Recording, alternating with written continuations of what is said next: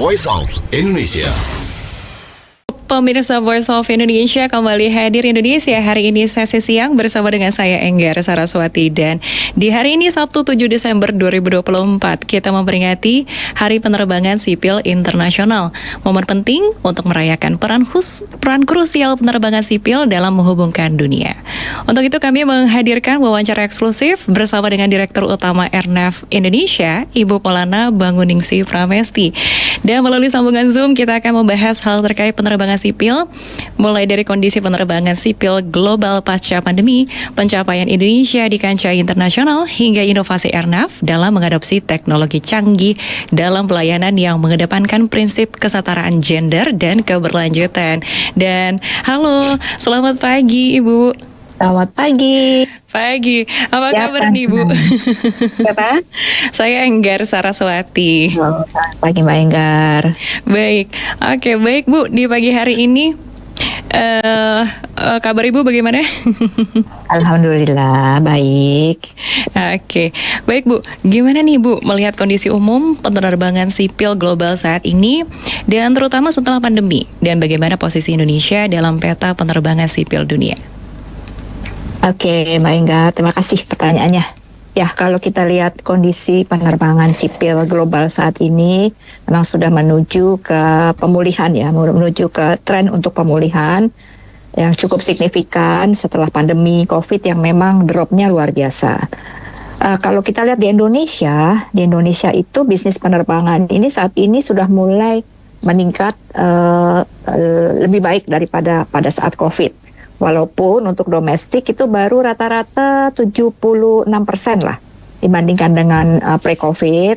Sementara untuk penerbangan internasional dan flying, karena kita kan yang dilihat, dan ini juga ditandai kalau kita lihat di bandara itu penumpangnya, keterisian pesawat itu cukup tinggi ya, dan saat ini memang terutama maskapai domestik ya, maskapai domestik ini sedang dalam tahap pemulihan untuk menambah armadanya karena memang mereka terkena dampak pada waktu COVID itu cukup signifikan. Namun memang belum kembali seperti semula, sehingga memang domestiknya masih belum kembali seperti pada saat pre-COVID. Kalau kita lihat di kenapa internasional overflying tinggi? Kalau kita lihat posisi Indonesia, Mbak Enggar, itu terletak di lokasi yang sangat strategis, di mana terletak di antara dua benua Asia dan Australia dari utara, dan itu trafficnya untuk perlintasan terutama overflying. Kalau kita bicara overflying, itu untuk perlintasan dari Australia ke Asia, Asia ke Australia itu cukup tinggi, dan demikian juga internasional trafficnya cukup tinggi dibandingkan dan sudah, kalau saya bilang sudah kembali pada saat pre-COVID. Nah, satu lagi barangkali sejak Maret 2024 ruang udara di Indonesia itu bertambah setelah realignment fare yang awalnya dikelola oleh Singapura sudah berhasil diambil oleh Indonesia, sehingga ruang udara kita bertambah, dan itu juga yang menyebabkan trafficnya terutama traffic komersial ya bertambah cukup signifikan dengan telah diambil alihnya atau realignment fare yang di atas Natuna dan Riau. Barangkali demikian, memang kita masih banyak perlu pembenahan kalau dilihat secara penerbangan secara total. Indonesia itu sangat luas dan banyak tempat-tempat yang tidak mungkin tidak dilayani dengan penerbangan, sehingga memang upaya pemerintah dalam hal ini khususnya untuk meningkatkan konektivitas itu masih cukup challenge gitu ya. Demikian barangkali Mbak Enggar. Baik, kalau tadi pengambil alihan fare ya untuk jadinya di Indonesia lagi begitu Ibu ya. Itu apakah merupakan salah satu pencapaian terbesar nih dalam beberapa waktu terakhir dari Indonesia? Ya, kalau kita bicara alignment fare itu sudah diperjuangkan oleh Indonesia itu sebenarnya sejak 1995, jadi sudah sangat lama, dan di highlight atau dipertegas lagi pada Undang-Undang Nomor 1 Tahun 2009 tentang penerbangan, di mana targetnya pengambil alihan FIR itu adalah 15 tahun sejak diundangkan. Dan alhamdulillah sejak perjuangannya sudah cukup lama dan cukup melibatkan banyak pihak, bukan hanya Kementerian Perhubungan, Airnav Indonesia sebagai operator yang sangat mendukung tentunya dan memberikan data, memberikan jaminan bahwa apabila diselenggarakan oleh Airnav Indonesia dapat terselenggarakan dengan safety, nyaman, aman. Dan itu juga melibatkan banyak pihak, baik itu Perhubungan, Kementerian Luar Negeri, Kemenko Marves pada waktu itu ya, TNI, Kementerian Pertahanan, dan banyak pihak, dan ini menjadi target pemerintah. Tentu saja ini dengan telah terimplementasikannya realignment FIR Jakarta-Singapura menjadi capaian terbesar sebenarnya, bukan hanya untuk Airnav Indonesia, tapi untuk penerbangan Indonesia, bahkan untuk negara Indonesia. Ini salah satu Airnav sebagai operator, tentunya ini juga merupakan pencapaian signifikan lah di tahun 2024 ini. Karena dengan peningkatan pelayanan tadi, peningkatan pelayanan menambah ruang udara di atas Pulau Natuna dan Riau, ruang udara kita bertambah, trafiknya tentunya bertambah, yang dilayani bertambah, dan bisa membuktikan yang paling penting juga nilai tambahnya adalah ini adalah membuktikan bahwa Indonesia diakui oleh internasional, karena untuk menuju ke implementasi FIR itu sangat tadi selain melibatkan stakeholder, juga melibatkan pihak Singapura tentunya, pihak Malaysia, dan harus dikomunikasikan dengan IQ, Organisasi Penerbangan Internasional. Itu membutuhkan waktu yang sangat panjang, sangat alot. Tentu saja itu merupakan pencapaian terbesar saat ini. Baik, oke Bu. Kalau terkait dengan aspek kira-kira untuk kedepannya yang masih perlu ditingkatkan untuk mencapai standar internasional?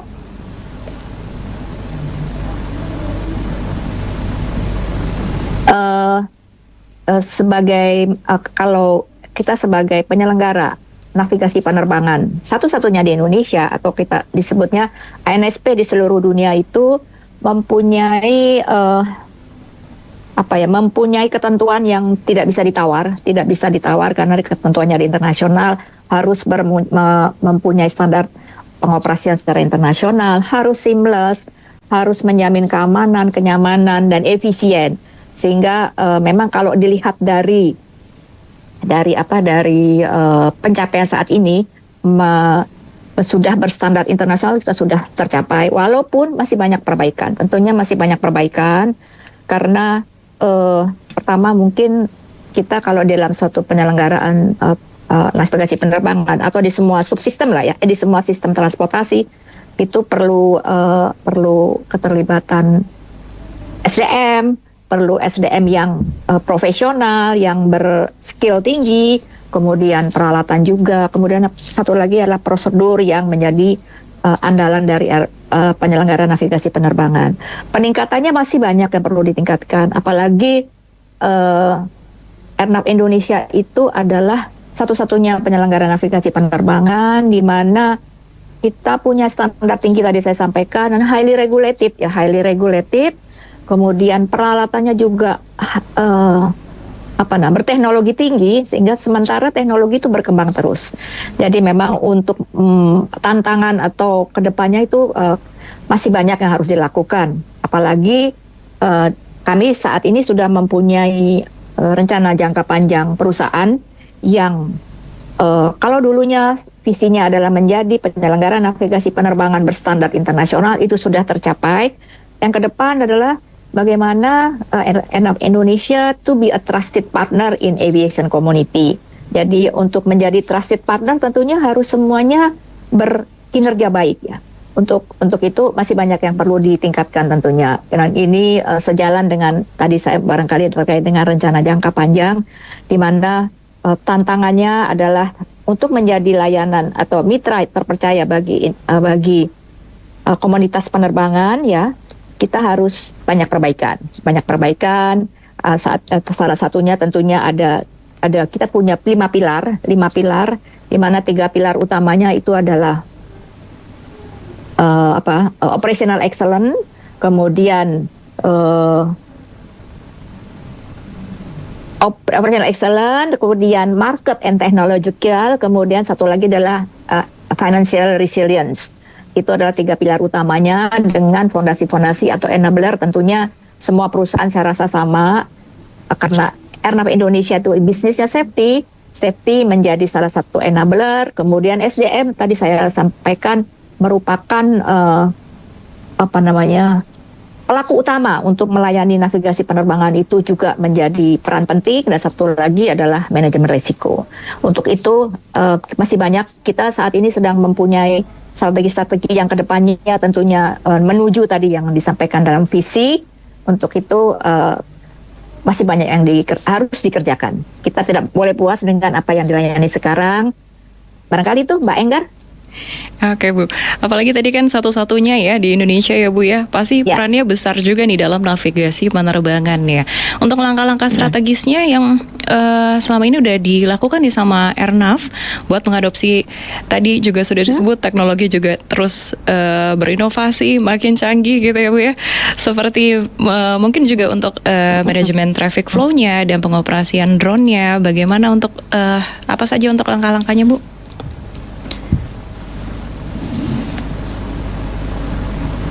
Untuk teknologi baru, kemudian meningkatkan manajemen pelayanan traffic flow tadi, dan juga pengoperasian drone.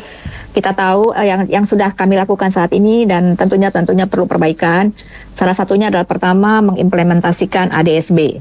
ADSB itu adalah Automatic Dependent Surveillance Broadcast, yaitu suatu sistem surveillance berbasis satelit yang memiliki sistem yang efisien sehingga Airnav mampu menyediakan secara masif hingga lebih dari, saat ini memang baru 35 lokasi tersebar di seluruh Indonesia untuk mengimplementasikan ADSB ke depan, dan akan terus ditingkatkan karena terutama untuk daerah-daerah yang di remote area di mana infrastrukturnya sulit, kemudian komunikasinya juga sulit. Jadi ini adalah salah satu upaya untuk meningkatkan pelayanan navigasi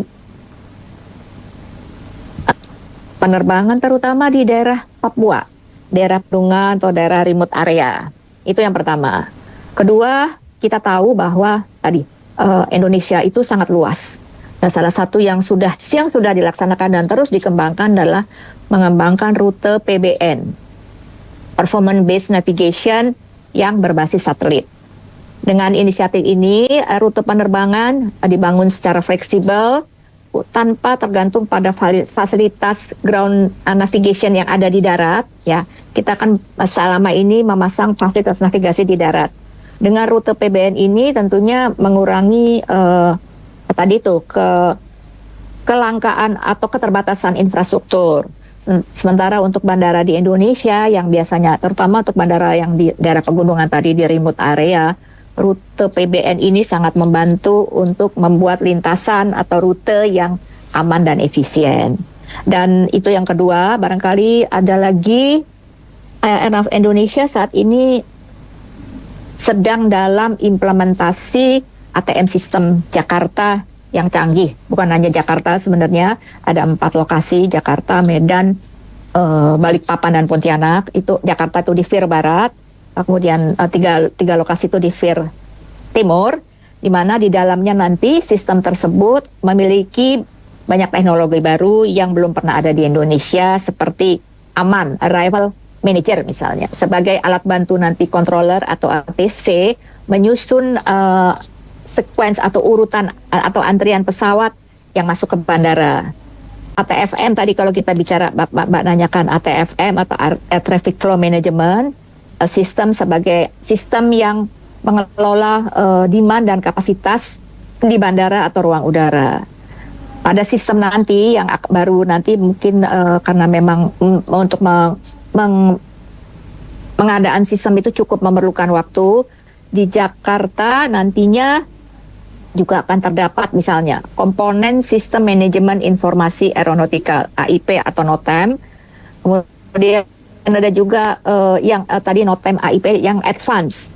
yang terintegrasi dengan sistem pengaturan traffic atau di mana ATC nanti bisa lebih mudah atau lebih secure atau lebih presisi untuk melakukan pelayanan pengaturan lalu lintas penerbangan. Kemudian ada flat system dan sebagainya. Itu kalau kita bicara dari ATM sistemnya. Kemudian ada juga kita melakukan peningkatan sistem radar MSSR dari yang tadinya elementary surveillance menjadi enhanced surveillance, di mana di sistem ini memungkinkan pesawat mengirimkan downlink aircraft, mengirimkan downlink aircraft parameter atau DAP yang akan memperkaya informasi yang dibutuhkan OTC. Jadi kedepannya ATC akan dipermudah untuk melakukan pelayanan. Kalau Mbak Enggar membayang kalau ATC terutama kalau di bandara itu kita bisa kelihatan baik visual. Tapi kalau di ruang udara kalau tidak dengan surveillance tentunya harus ada di otaknya masing-masing controller. Oh ini sekarang posisinya di koordinat mana, kecepatan berapa di pesawat ini di mana, kemudian bagaimana mengatur agar keselamatan terjamin. Itu akan membuat kesulitan atau sulit bagi ATC, sehingga kita makin meningkatkan surveillance dari sistem pelayanan navigasi penerbangan. Itu barangkali. Kemudian satu lagi barangkali yang perlu di highlight di sini, inovasi yang sudah dilakukan juga antara lain adalah UPR. Jadi itu adalah salah satu pencapaian terbesar juga selain FIR tadi ya. UPR itu adalah User Preferred Route atau kalau kita sebut adalah tol udara. Dan tadi juga program PBN itu sebenarnya bisa identik dengan tol kalau kita di transportasi darat, di mana memungkinkan airline untuk memilih rute penerbangan yang paling efisien dan menghemat bahan bakar. Di mana biasanya maskapai airline terbang atau pesawat itu mengikuti rute-rute tradisional. Dengan UPR ini bisa memilih pintu masuk dan keluar dari mana, kemudian rutenya bisa dipilih agar menghemat bahan bakar, dan ini adalah salah satu capaian juga terbesar memberikan penghematan bahan bakar bagi penggunaan bagi airline, sehingga ini salah satu capaian terbesar juga, di mana di sini membuktikan secara tidak langsung Airnav Indonesia juga memberikan kontribusi untuk pengurangan emisi gas buang akibat pelayanan transportasi penerbangan. Nah, kalau untuk drone ini kami dari Airnav Indonesia memberikan layanan tentu saja berupa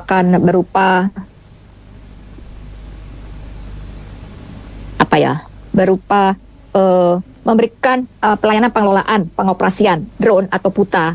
PUTA itu adalah pesawat udara tanpa awak, dengan melakukan safety risk assessment terhadap pengoperasian di ruang udara yang akan dioperasikan oleh drone tersebut. Tentunya berkoordinasi dengan Kemenhub karena perizinannya saat ini di Kemenhub, dan kedepannya kita juga akan mempunyai satu tools untuk melayani tersebut. Kalau di Air Traffic Management itulah ATM, sementara di unmanned, saya nggak mau bicara unmanned deh, unpiloted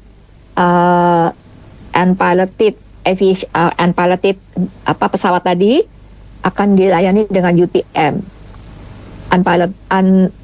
Itu semacam ATM tapi untuk drone. Dan satu lagi barangkali yang sudah menjadi memberikan kemudahan bagi pelayanan adalah kita sudah mempunyai aplikasi atau tools yang namanya NavEarth, yang dimana itu adalah merupakan salah satu upaya kami untuk memanfaatkan era digital. NavEarth ini adalah aplikasi yang menyediakan data penerbangan sehingga memudahkan para pilot, para pengguna atau yang siapapun, bahkan drone juga bisa menggunakannya untuk mendapatkan data-data yang dibutuhkan untuk penerbangan. Kalau dulu melakukan permintaan secara hard copy, sekarang sudah dengan sedang aplikasi web based sehingga memudahkan para pengguna jasa. Barangkali sementara itu kedepannya tentu banyak sekali yang akan diperbaiki. Contohnya ATM kita atau Air Traffic Management System kita itu saat ini sudah menjelang menjelang perlu dimodernisasi karena memang umurnya sudah hampir melampaui batas umur ekonomisnya, dan itu adalah kedepannya salah satu upaya kita. Kemudian nanti kedepannya juga ada, kita harus care sekarang terkait dengan cyber security, itu juga menjadi salah satu target untuk peningkatan pelayanan ke depan, karena kita tahu semua sekarang hacker-hacker di sistem-sistem itu, contoh kemarin pada waktu sistem di Komdigi ya kalau nggak salah down, itu juga alhamdulillah di data-data penerbangan tidak terdampak, namun banyak pengguna data tersebut yang mengakibatkan pelayanan menjadi terganggu. Dan satu contoh juga beberapa mungkin setahun lalu bahkan di negara-negara terbesar Amerika, Inggris itu juga pernah dihacker sistemnya, dan pernah kejadian juga di Filipina, barangkali salah satu contoh. Itu menjadi pembelajaran buat kita semua agar cyber security atau keamanan cyber itu menjadi prioritas. Oke, baik. Bu, tahun ini Airnav juga udah menandatangani beberapa kerjasama internasional ya, seperti dengan FAA, Ya, alhamdulillah. Amerika Serikat ya. Ini Ya. kalau untuk dampak kerjasamanya sama efisiensi dari keselamatan penerbangan sipil di Indonesia? Tentunya ya, kami juga bukan dengan FAA saja. Tahun ini juga dengan ICAO, dengan Organisasi Penerbangan Internasional, dengan FAA, kemudian dengan tahun lalu dengan Boeing, dengan IATA. Jadi memang banyak kerjasama yang sudah dilakukan oleh Airnav Indonesia. Tentunya tujuannya satu tadi, meningkatkan keselamatan penerbangan, karena core bisnisnya Airnav Indonesia itu adalah safety ya. Kita salah satunya adalah meningkatkan keselamatan penerbangan. Kalau bicara dengan FAA yang baru kemarin itu adalah inisiatif berdua, dan FAA sangat eager untuk bekerja sama dengan kita, karena tadi mungkin barangkali ada pelayanan-pelayanan navigasi penerbangan yang sudah baik dilakukan oleh Indonesia. Nah, selain meningkatkan keselamatan penerbangan, itu adalah salah satu misi atau visi yang tidak bisa no-go item bagi pelayanan navigasi penerbangan. Dengan penandatanganan tersebut, diharapkan tentunya juga memperkuat kerjasama bilateral di bidang navigasi penerbangan antara Indonesia dan Amerika. Apalagi tadi saya sampaikan bahwa visi ke depan 2025 sampai 2029, ya, Indonesia atau Airnav Indonesia itu ingin menjadi the trusted partner for the aviation community. Itu adalah salah satu upaya dan salah satu bukti bahwa Airnav Indonesia dipercaya oleh Amerika, misalnya oleh ICAO, oleh Boeing, oleh IATA, dan sebagainya.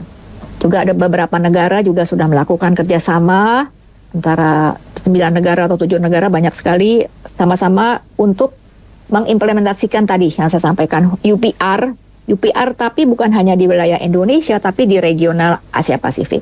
Nah, dengan kerjasama ini, terutama dengan Amerika, fokusnya adalah karena teknologi itu adalah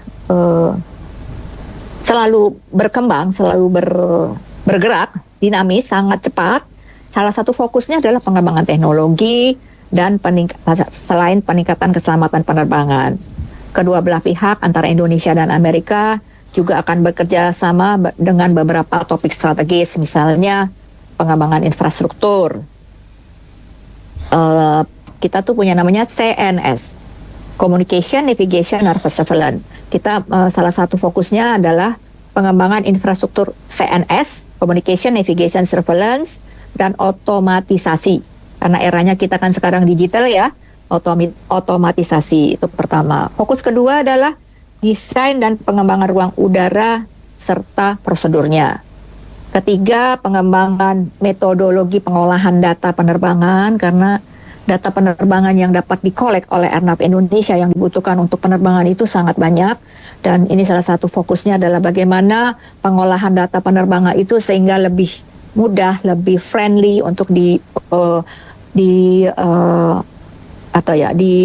diberlakukan oleh fokus kepada konsumen terutama. Berikutnya juga perencanaan traffic flow management (ATFM) tadi yang disampaikan di awal oleh Mbak Enggar. Dan satu lagi fokusnya itu tadi, penerbangan atau operasional penerbangan pesawat tanpa awak, PUTA atau drone lah tadi ya. Dan ada beberapa kerjasama lain yang akan tidak terbatas, tapi salah satu fokusnya tadi ya, beberapa isu tadi, terutama yang saat ini menjadi disruption barangkali untuk dunia secara, atau terutama penerbangan tadi, drone, pesawat tanpa awak, baik itu untuk penumpang maupun untuk logistik barang. Kolaborasi ini tentunya memberikan manfaat yang besar buat kedua belah pihak. Tidak hanya bagi Indonesia, bagi airnav Indonesia, tapi juga bagi masyarakat, bagi negara, dan sehingga dapat memberikan layanan yang aman, efisien, dan selamat. Dan ini merupakan salah satu dukungan airnav Indonesia atau penerbangan Indonesia terhadap komitmen Presiden saat ini untuk meningkatkan kerjasama, terutama dengan Amerika ya Mbak Enggar ya. Itu barangkali Mbak Enggar. Baik, satu lagi Bu, kesetaraan gender. Ini kan jadi salah satu isu ya yang diusulkan Indonesia dalam konferensi penerbangan sipil. Nah, kalau dari pandangan Ibu nih terkait kontribusi perempuan dalam industri penerbangan, terutama di Airnav Indonesia sendiri? Baik, kesetaraan gender di industri penerbangan. Sebenarnya di ICAO sudah jadi resolusi beberapa tahun lalu. Targetnya adalah di tahun 2030 partisipasi perempuan untuk profesional terutama di penerbangan itu adalah 30%. 30% targetnya ya. Dan kalau kita lihat di Airnav dulu ya, Di Airnav itu kalau secara populasi dari 4.716 karyawan, 1.492 karyawan itu perempuan loh. Jadi 32% itu adalah sebenarnya perempuan. Dan untuk di makin C-level atau chief level saat ini sudah makin meningkat 11%. 11% sudah ada beberapa eksekutif perempuan yang menduduki jabatan di bawah satu level di bawah direksi. Airnav sendiri punya 2 direksi perempuan, selain saya juga ada direktur keuangannya adalah perempuan. Di level bawah direksi itu ada berapa ya? Ada 5 pejabat yang perempuan. Jadi ini salah satu target adalah meningkatkan keterlibatan profesionalisme perempuan di jenjang karir, terutama makin tinggi ya, makin di jabatan struktural. Kami juga punya komunitas perempuan di Airnav, namanya Serikandi Airnav Indonesia sejak tahun 2022, dan saat ini Serikandi Airnav ini mempunyai banyak kegiatan yang intinya adalah empowering women, empowering perempuan untuk lebih percaya diri, lebih yakin bahwa perempuan bisa mempunyai prestasi seperti laki-laki, karena dunia penerbang masih didominasi oleh laki-laki ya Mbak Enggar ya. Dan saat ini juga Serikandi Airnav Indonesia punya kerjasama dengan Australia under ITSAP program dengan Air Service Australia. Air Service Australia itu seperti Airnav tapi yang ada di Australia, di mana tujuannya adalah juga dengan Serikandi BUMN tentunya. Kita tujuannya adalah mendorong tadi partisipasi perempuan dalam organisasi, kepercayaan diri, level of confidence-nya meningkat, kemudian berani untuk menghadapi tantangan, dan melalui Airnav Indonesia ini para perempuan saling mendukung, saling menguatkan dalam berkarya dan berprestasi dalam ragam peran, karena kita tahu perempuan itu punya peran ganda. Mohon maaf yang laki-laki di sini, kita punya peran ganda sebagai ibu, sebagai istri, sebagai pekerja, sebagai career woman, dan harus multi talent lah. Itu kalau kita lihat dari Airnav Indonesia. Kalau secara umum di penerbangan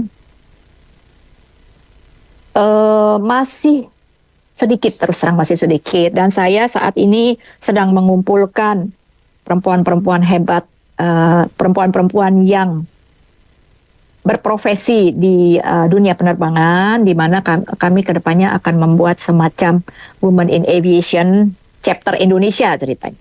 Dan kita sudah punya daftarnya. Ternyata banyak sekali juga perempuan-perempuan atau wanita-wanita yang ingin memberikan memberikan inspirasi kepada perempuan lain, kepada anak-anak, pada generasi muda untuk bisa terjun di dunia penerbangan ini.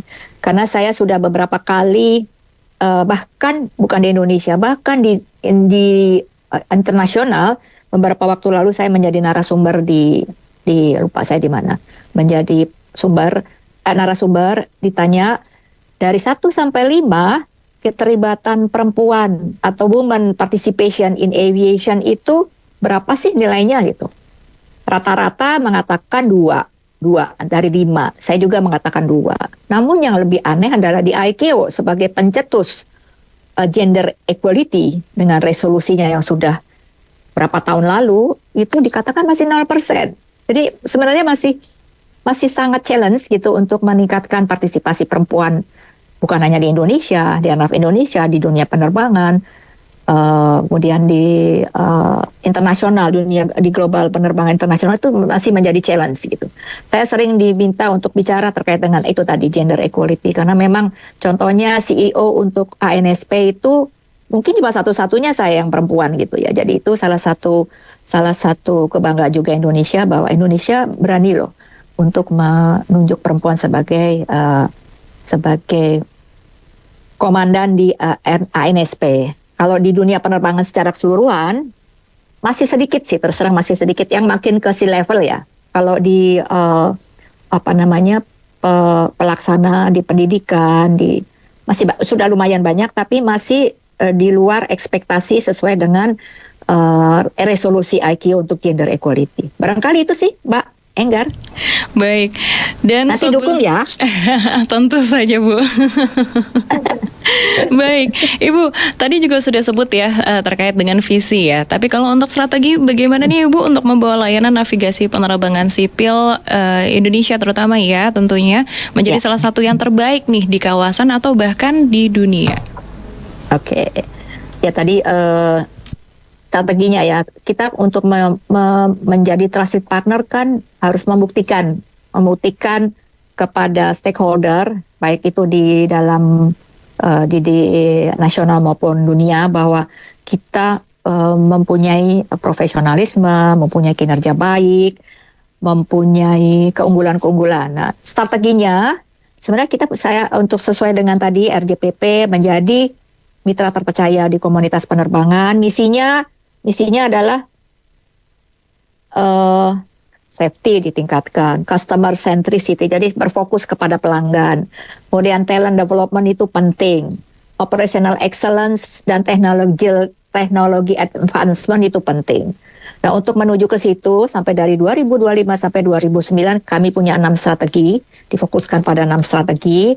Pertama adalah tadi saya sudah sebutkan 3 pilar utama adalah market and technology, gimana meningkatkan teknologi pelayanan agar makin efisien, makin terjamin keselamatannya, kapasitasnya makin meningkat. Market itu maksudnya kita dikenal oleh stakeholder, terutama di dunia penerbangan, paling tidak karena terus terang di Indonesia, di airnav Indonesia itu punya high skill labor, spesifikasi atau keahliannya sangat spesifik, mungkin hanya dimiliki oleh airnav Indonesia. Itulah menjadi salah satu trigger untuk menawarkan diri kepada market. Kedua adalah tentunya keunggulan operasional atau operational excellence, tadi terkait dengan peningkatan pelayanan dan sebagainya. Ketiga adalah karena bagaimanapun untuk meningkatkan teknologi, mendapatkan operational excellence, kita butuh ketahanan keuangan atau financial excellence. Saat ini nih pendapatan airnav Indonesia hanya diperoleh dari traffic tadi domestik, internasional, overflying. Nah, Airnav Indonesia keuangannya sangat sticky, sangat tergantung pada faktor eksternal. Kayak seperti kemarin COVID, begitu COVID, trafiknya menurun, trafiknya tidak ada, sangat-sangat rendah, sehingga pendapatan kita menjadi rendah juga. Karena Airnav Indonesia itu mempunyai, disesuai dengan PP-nya, PP 77 tahun 2012, kita diharapkan mandiri. Kita harus bisa membiayai perusahaan sendiri untuk pelayanan navigasi penerbangan. Untuk itu salah satu strateginya adalah bagaimana menguatkan atau meningkatkan ketahanan keuangan Airnav Indonesia. Banyak-banyak opsi-opsi yang akan kita usulkan ke depan selain tadi traffic, karena memang potensinya untuk meningkatkan meningkatkan ketahanan keuangan itu sebenarnya ada, gitu lah. Nah, untuk 3 strategi utama tadi ada enabler yang perlu diperhatikan juga.